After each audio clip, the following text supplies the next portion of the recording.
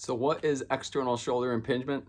External shoulder impingement is a condition where some of the muscles and tendons get pinched between some bony prominences in your shoulder. Okay, generally if you have kind of poor posture, if you're rounded forward, this can make you more susceptible to it because it takes this acromion bone and puts it in a bad position. When we round that shoulder forward, you're more likely to get pinching position here. Also, if you have any issues with your rotator cuff, if it's not strong enough, it's not doing a good enough job to keep your humerus centered in the socket as you lift up.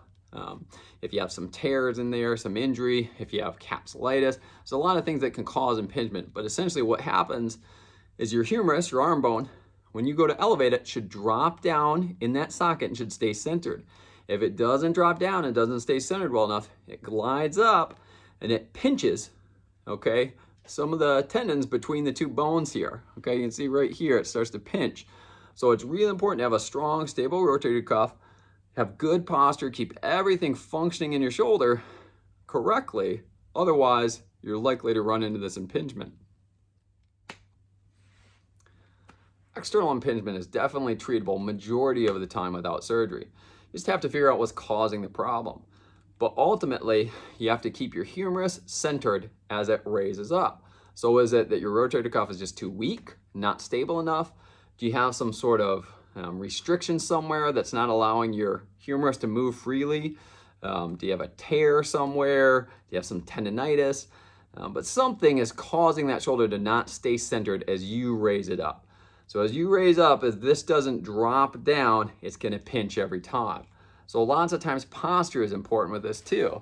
If you have this kind of forward head rounded posture and you go to lift your arm, it's gonna pinch, okay? We tilt that shoulder forward, it moves that bone forward, so as you go to lift your arm, it's likely to pinch.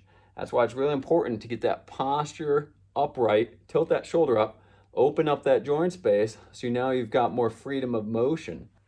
So that's why it's really important to get tall, open up that joint space, allow for freedom of motion underneath that bone.